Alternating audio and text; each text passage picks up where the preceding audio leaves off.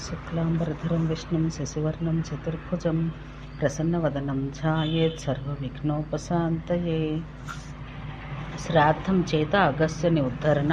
శ్రాద్ధ విధి. ధ్రువతీర్థ మహిమ. వరాహ భగవానుడు ఇట్లు చెప్పాను: వసుంధర, ఇప్పుడు నేను ఇతరులతో సంబంధం కలిగిన మరి ఒక వృత్తాంతం చెబుతున్నాను, దాన్ని కూడా వినుము. మధురాపురం అందు పూర్వం ధార్మికుడు సూర్యుడు అయిన ఒక రాజు కలడు. అతడి పేరు చంద్రసేనుడు. ఆయనకు 200 మంది రాణులు కలరు. వారిలో చంద్రప్రభ అను రాణి అందరికంటే గుణవతి. ఆమెకు 100 మంది దాసదాసీజనులు కలరు. ఆ దాసీజనుల్లో ఒక దాసి పేరు ప్రభావతి. ఆ దాసి యొక్క కుటుంబం మందు పురుషులు సదాచార విహీనులు. ఆ దోష కారణం చేత అందరూ చనిపోయి నరకయాతనలో పడిపోయిరి. అందుకు కారణం వారి వంశమందు వర్ణసంకరం ఉత్పన్నమగుటయే. దేవి, ఒక సమయమందు వారి పితరులు ధ్రువతీర్థానికి వచ్చిరి. వారిపై త్రికాలదర్శి అయిన ఒక ఋషి యొక్క దృష్టి పడింది. వీరిలో కొందరు దివ్యరూపం గల పితరులు ఆకాశగమన శక్తి గల వారగుటచే వారికి తగిన శ్రేష్టమైన వాహనాలు అధిరోహించి వచ్చిరి. తమ వంశమందు వారిని ఆశీర్వదించి వెడలిపోయిరి. ధ్రువతీర్థానికి వచ్చిన మరి ఒక పితృగణం వారు తన కుమారులు శ్రాద్ధం చేయనందువలన వారి పొట్టయందు ముడతలు ఎక్కువగా పడెను. అంతటా వారు తమ పుత్రులను శపించి వెడలిపోయిరి. త్రికాలజ్ఞుడైన మునులు దూరం నుంచి ఇదంతా చూచుచుండరి. పితృగణాలు వెళ్ళిపోయిన తర్వాత ఆ మునులు ఒంటరిగా ఆశ్రమం మందు ఉండిపోగా ఒక సూక్ష్మ శరీరధారుడైన పితరుడు ఆయనతో: ముని, వర్ణశంకర సంబంధ దోష కారణం చేత నాకు నరకమందు స్థానం లభ్యమైంది. నేను 100 సంవత్సరాల నుంచి ఆశ తాళ్లతో బంధించబడ్డవాడే ఎదురు చూస్తున్నాను. కానీ ఇప్పుడు నిరాశోపహతుడినై మీ దగ్గరకు వచ్చి తిని 3 తాపముల చేత అత్యంతంగా భయపడి వివసుడనై మీ శరణుజొచ్చి ఉంటిని. ఎవరి పుత్రుల పిండదానము తర్పణం చేయుదురో వారి పితరులు తృప్తి చెందిన వారి పుష్టిగా ఉండి ఆకాశగమనం చేయి శక్తి చేత స్వర్గానికి పోయిరి. కానీ నేను బలహీన వ్యక్తిని అగుట చేయుటకు పోలేక ఉంటని. ఎవరి సంతానం తమ బిడ్డలు పాపులతో ఎల్లప్పుడూ సంపన్నుడుగా ఉండనో వారు అతడి ద్వారా పొందిన హవిస్సులతో బాగుగా పూజించబడిన వారి పరమగతి పొందుటకు అధికారి కలవాడగును. త్రికాలజ్ఞుడమైన మునిశ్రేష్ఠుడా, మీకు దివ్య దృష్టి సులభమైనది. దాని ప్రభావం చేత ఎవరి పితరులు స్వర్గానికి పోవుచుండగా చూచుచుండిరో వారందరూ ఈనాడు చంద్రసేన మహారాజు చే సత్కృతులైనారు అని పలకగా పితరులు ఇట్లు చెప్పెను: ఎవరు పితరుని కొరకు శ్రాద్ధం చేయునో అతడికి నిశ్చితంగా ఉత్తమ ఫలం లభించును. కానీ అట్లు శ్రాద్ధం చేయని ఎడల విపరీత ఫలితం ముందు వచ్చును. అంతేగాక పితరుడు నరకాన్ని పొందిన వాడగును. దీనికి కొంత కారణం కలదు, అది కూడా నీకు చెబుతున్నాను వినుము. శ్రాద్ధ సంబంధంలైన ఏ పదార్థం తగిన దేశకాల పాత్రనకు ఇవ్వకపోయిన ఎడల విధి యొక్క రక్షణ ఉండదు. వెనువెంటనే దక్షిణ నదికి పోయిన అతడు ప్రత్యవాయక కారణుడగను. ఎవరు శ్రాద్ధానికి మధ్య సంపన్నుడు కాలేదో, దేనిపై దుష్టప్రాణి యొక్క దృష్టి పడిందో, దేని యందు తిలలు కుశలు లభించక ఉన్నవో, కనీసం మంత్రాలు కూడా చదవబడవు, ఆ శ్రాద్ధాన్ని అసలు తీసుకొని పోతారు. ప్రాచీన కాలం నుంచే భగవానుడగు వామనుడు ఇట్టి శ్రాద్ధాధికారి బలి అని రాజును చేశాను. అట్లే దశరథనందనుడగు భగవంతుడి రాముని ద్వారా తన గుణాలతో క్రూరుడైన రావణుడు మరణించినప్పుడు ఆ త్రిభువన భర్తయగు శ్రీరాముడు కొన్ని ఇట్టి శ్రాద్ధముల ఫలితాలు త్రిజటకు ఇచ్చివేశను. శ్రీరామ భగవానుడు భగవతి సీతతో కూర్చొని ఉండెను. సీత ఆయనతో: త్రిజట, మీ యందు భక్తి కలిగి ఉన్నది అనగా సీత యొక్క మాట విన్న శ్రీరాముడు ప్రసన్నుడయ్యను. అందుకే ఆ పరమప్రభువు రాక్షసికి ఆ వరమిచ్చెను: త్రిజట, ఎవరి శ్రాద్ధం చేయి వ్యక్తి యొక్క గృహమందు శ్రాద్ధానికి సంబంధించిన ఉత్తమ హవిష్య పదార్థాలు మొదలగు సామాగ్రి ఉండవో, శ్రాద్ధ విధి పాత్రలు తగినవి ఉన్నను, శ్రాద్ధం చేయి సమయమందు కోపం వచ్చెనో, అట్టి పక్షమునకు చెందిన మాసమునకు చెందిన శ్రాద్ధమును మరి ఒక సమయమందు నిర్వర్తించకపోయినను, అట్టి సమయాన దక్షిణ ఇవ్వలేదో ఆ ఫలాన్ని నేను నీకు ఇస్తున్నాను. ఈ విధంగా భగవంతుడు ఈశ్వరుడు కూడా నాగరాజు వాసుకి యొక్క భక్తి చేత ప్రసన్నుడై అతడికి వరమిచ్చే సమయమంది ఇట్లా చెప్పాను: నాగరాజా, ఏ మనుషుడు వార్షిక శ్రాద్ధం చేయి సందర్భాన ముందుగా భగవంతుడకు శ్రీహరి యొక్క ఆజ్ఞను పొందలేదో, శ్రాద్ధక్రియను సంపన్నం చేసినను యజ్ఞ సమయమును తగిన దక్షిణ ఇవ్వలేదో, దేవబ్రాహ్మణులు ఎదుట ఇచ్చెదరని ప్రతిజ్ఞ చేసి దాన్ని నెరవేర్చుకొనలేదో, శ్రాద్ధమందు మంత్రాలు చదవకనే క్రియలు చేసెను, ఇట్టి యజ్ఞాన్ని శ్రాద్ధాన్ని సంపూర్ణ ఫలాన్ని నేను నీకు అర్పిస్తున్నానని చెప్పి ముని ఇవన్నీ పురాణాలు ఇతిహాసాల్లో వివరించబడ్డవి. మునివర్య, ఎవరిని తన దర్శనీయ దశ చూచెనో అతడి శ్రాద్ధం విధిపూర్వకంగా అనుష్ఠించబడదో దాని ఉత్తమ ఫలం ఆ పితరులకు ప్రాప్తించ వీలు కాదు. ఈ కారణం చేతనే వీరు పనికిరాని కాలక్షేపం చేస్తున్నారు. వీరు పుత్రులు చేసిన శ్రాద్ధంలో దోషములు ఉండిపోయినవి.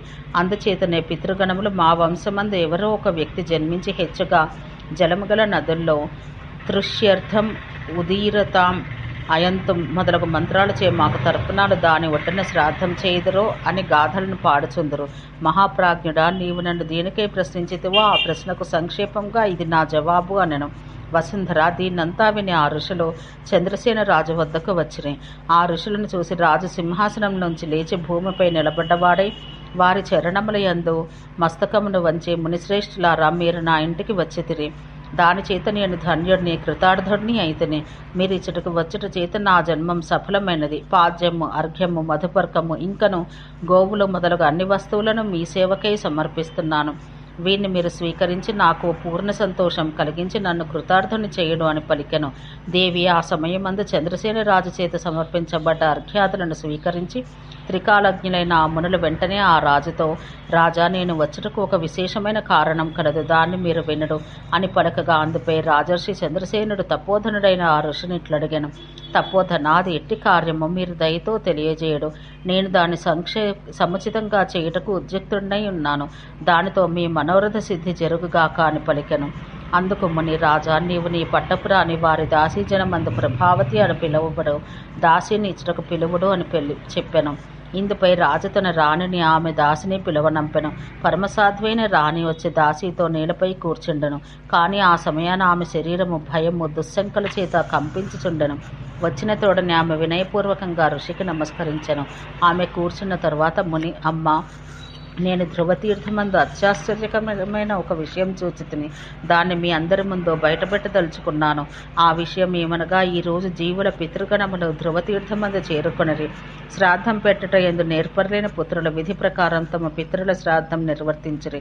అట్టి వారి పితరులు తృప్తులై స్వర్గానికి పోయిరి. కానీ అచటనే నాకు అత్యంత దుఃఖభాగుడగు ఒక పితరుడు కనిపించెను. ఆయన శరీరం ఆకలి దప్పుల చేత శుష్కించి ఉండెను.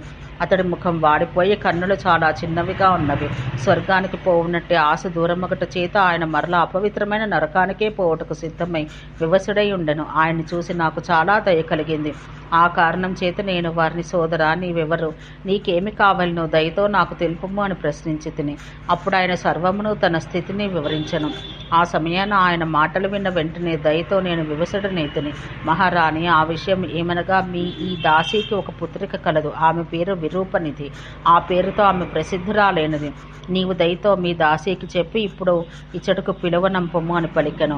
వసుంధర ఈ విధంగా మునిశ్రేష్ఠుడకు త్రికాలజ్ఞుడు తెలిపిన విషయాలు విని చంద్రసేన మహారాజు యొక్క రాణి ఆ క్షణమందే ఆ దాసీ పుత్రికను పిలిపించమని ఆజ్ఞ ఇచ్చెను. ఆ సమయాన ఆమె మద్యపానం చేసి ఉన్మత్తురాలై ఉన్నది. ఏదో ఒక విధంగా రాజసేవకులు ఆమెను సంభాళించుకుని చేతితో పట్టుకుని అక్కడికి తీసుకుని వచ్చి ఆ ముని ఎదుట నిలబెట్టిరి. ముని ధర్మాన్ని పూర్తిగా ఎరిగినవాడైనను మద్యపాన ప్రభావం చేత చెదిరిన మనసు గలదైన ఆ దాసిని చూసి అతడు ఆమెనిట్లు ప్రశ్నించాను. ఓసి, నీవు పితరుల కొరకు కనీసం పిండదానాన్ని, అట్లే జలములతో స్వధా అని పలికి తర్పణాన్ని ఇచ్చితివా లేదా?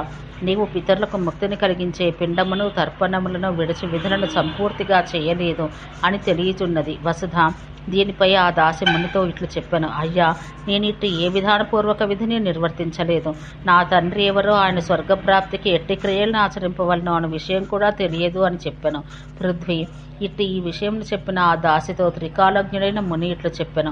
ప్రస్తుత కాలాన ఈ నగరాన్ని పాలిస్తున్న మహారాజు, మహారాణి, ఇంకను ఇచ్చట వసించు ప్రజలందరూ సజ్జన పురుషులు ధ్రువతీర్థమునకు చేరుకొందరు. అచ్చట తమ పితరులకు పుత్రుల ద్వారా చేయబడ్డ శ్రాద్ధ మహిమ యొక్క ఫలం మీకందరికీ కళ్ళ ఎదుటనే స్పష్టం కాగలదు అని పలకగా అది విని నగరవాసులందరూ ఇంకను ఎవరికి శ్రాద్ధం జరుపుటైంది ఏమాత్రం ఆసక్తి కూడా లేదో వారు ఇంకను శ్రాద్ధాధికారం గల బ్రాహ్మణులను ధ్రువతీర్థం చేరుకొనిరి. అచ్చటకు పోయిన తర్వాత అందరి దృష్టి తమ సంతానం ద్వారా సత్కృతులుగా కాక అస్తవ్యస్తంగా గల జీవులపై పడెను. దిక్కులేని అట్టి జీవులపై జీవులు 4 దిక్కుల నుంచి వానిపై వాలుచుండినవి. దానితో పాటు ఆ జీవుల ఆకలి చేత మిక్కిలి బాధపడుచున్నవి. ఆ సమయాన త్రికాలజ్ఞుడు అక్కడ చేరిన జీవుల అందరితో, చూడుడా, ఈ స్త్రీలందరూ నీ సంతానం చేతనే ఉత్పన్నులైరి. మీరు అందరూ పరిపుష్టులగుడు. ఈ రాజు యొక్క కృపచేత ఈ ప్రజలందరూ ఈచటికి వచ్చుట జరిగిందని పలకగా అంతా ఈ పితరులు ఇట్లు చెప్పిరి. ఈ దాసి మొదటగా ఈ ధ్రువతీర్థమందు స్నానం చెయ్యాలి. పిమ్మట వేదంలేందు నిర్దేశించబడ్డ పద్ధతిలో తర్పణం విడవాలి. తదనంతరం ప్రాచీన ఋషులు ఏ విధంగా చెప్పితరో దాన్ని అనుసరించి పిండదానాది శ్రాద్ధకర్మ చెయ్యాలి. అక్కడ ఉపయోగించవలసిన పాత్రలన్నీ రజత పాత్రలు కావాలి. వానితో వస్త్రాలు, చందనం ఉండుట అవసరం. అంతేకాక భక్తిపూర్వకంగా పిండార్చన చేసి పితరుల యొక్క పూజను జరిపించాలి. సజ్జనులకు మీరందరూ ఇచ్చటనే ఉండి పిమ్మట దాని పరిణామాన్ని అప్పుడే దర్శించడు. మేము పరమసుఖం చేత సంపన్నులం కాగలము. ఈ విధానమందు ఈ సంతానం ద్వారా నా శ్రాద్ధమును చేయటం మీ అందరి దయపై ఆధారపడి ఉన్నది అని పలికెను. వసుంధర రాణి చంద్రప్రభ అగస్త్య అన్న పితరుడు యొక్క మాటలు విని దాసి ద్వారా ఆ ప్రాణి యొక్క శ్రాద్ధాన్ని ఆచరించడంలో తత్పరురాలయ్యను. ఆ శ్రాద్ధమందు అనేక దక్షిణలు ఇవ్వబడను. పిండదానం చేయి సమయాన పట్టు వస్త్రాలు, ధూపము, కర్పూరము, అగురు, చందనం, నువ్వులు, అన్నం మొదలగు వివిధ వస్తువులు ఉపయోగంలోనికి తీసుకుని రాబట్టవి. ఫలస్వరూపంగా పిండదానం యొక్క క్రమం సమాప్తం కాగానే ఆ వికృత దశ కలిగిన అగస్త్య ఇట్లు దేవతల రూపం వలె ఉన్నట్టుగా మారి అడవిలోకి పోయిరి. అతడు శరీరం మహాతేజోవంతమయ్యను. పార్శ్వవర్తిగా గల మసకమ్ముల ఆకృతి యందు కూడా అట్టి మార్పే జరిగను. ఇప్పుడు ఆయన చుట్టూ కమ్ముకుని ఉన్న ప్రాణులను కూడా ఇట్టి శోభను పొందడం మొదలయ్యను. యజ్ఞదీక్షితుడైన ఏ పురుషుడు అంతమునందు అవభృత స్నానం చేసి సంపన్నుడయ్యను అన్నట్టు వారి రూపంలో మారిపోయెను. ఆ సమయాన స్వర్గం నుంచి ఆకాశం నిండిపోవున్న విమానాలు అక్కడికి వచ్చి చేరినవి. అప్పుడు అగస్త్యాది మహర్షులందరూ ఇట్లా చెప్పిరి, మహానుభావ, మేము బాగా తృప్తి గలవారైతిమి. అందుచేత ఇప్పుడు పరమధామానికి పోవచ్చున్నాము. ధ్రువతీర్థం యొక్క మహిమను గురించి నేను అనేక మార్లు మీ ఎదుట తెలియజేసి తిని, మహాముని, నేను చెప్పవలసిన విషయం ఏమి కలదో మీరందరూ స్వయంగా కూడా దీని మహిమను చూచితిరి. మమ్ము ఉద్ధరించట పూర్తిగా అసంభవం అయినా మీ కృపచేత మేము ఈ దుష్కరమైన పాపపుంజములను దాటివేసితిమి. పృథ్వీ, మునివరుడు, త్రికాలజ్ఞుడు అగు అగస్త్యుడు అని పేరు గల ఆ జీవి చంద్రసేన మహారాజు, రాణి చంద్రప్రభ, అక్కడ ఉన్న జనులందరూ, దాసి ప్రభావతి ఆమె పుత్రికలకు పిమ్మట మీ అందరికీ శుభం కలుగుగాక అని ఈ విధంగా చెబుతూ తమ సహచరులతో ఉత్తమమైన విమానం ఎక్కి స్వర్గానికి పోయిరి. వరాహ భగవానుడు ఇట్లు చెప్పెను, భద్ర, అటు పిమ్మట చంద్రసేన మహారాజా ఆ తీర్థం యొక్క మహిమను చూసి మహర్షి త్రికాలజ్ఞునికి నమస్కరించి తన పరిజనులు పురజన సహితంగా నగరానికి తిరిగిపోయెను. పృథ్వీ, మధురామండలమందు అంతర్గతంగా ఉన్న తీర్థముల మహత్యం నేను నీకు తెలియజేసి తిని. ఈ తీర్థం శక్తి సంపన్నమైనది. అందుచేత దాని మహత్యం విన్నంతనే లేక స్మరించి చేసినంతలోనే మనుషునికి పూర్వజన్మంలో చేసిన పాపాలు నష్టములైపోవును. బ్రాహ్మణ సన్నిధి అందు కూర్చుని వృత్తాంతం చదివినవాడు లేక స్మరించిన గయాక్షేత్రానికి పోయి తన పితరులను తృప్తిపరచును. మహాభాగ, ఎవనికి వ్రతమందు శ్రద్ధ లేదో ఈ ప్రసంగాన్ని వినటలో ఉదాసీనుడుగా ఉండను. అట్లే శ్రీహరి భగవాన్ అర్చించుట ఎందు విముఖుడైన వానికి ఎదురుగా దీన్ని వర్ణించుట చేయకూడదు. అతని ఎదుట అతన్ని వర్ణించుట విముఖపరచుటయే అగను. అట్లే వృత్తాంతం తీర్థముల యందు పరమతీర్థం, ధర్మముల యందు శ్రేష్ఠ ధర్మం, జ్ఞానమందు సర్వోత్కృష్ట జ్ఞానం, అట్లే లాభముల యందు మహోత్కృష్ట జ్ఞానం. పుణ్యురాల, శ్రీహరి భగవానుని యందు నిరంతరం శ్రద్ధ గలవానికి, పుణ్యాత్మునికి మాత్రమే ఈ విషయం ప్రవచనమే చేయవలను. సూతుడు ఇట్లు చెప్పెను, ఋషులారా, వరాహ భగవానుని ఈ వాణినివని ధరణీదేవి యొక్క మనస్సు ఆశ్చర్యంతో నిండిపోయెను. ఇప్పుడు ఆ దేవి ప్రసన్నతాపూర్వకంగా విగ్రహాన్ని స్థాపించే విషయమందు ప్రభువుతో పునః ప్రశ్నలు అడుగుట ప్రారంభించెను. ఓం శాంతి శాంతి శాంతి.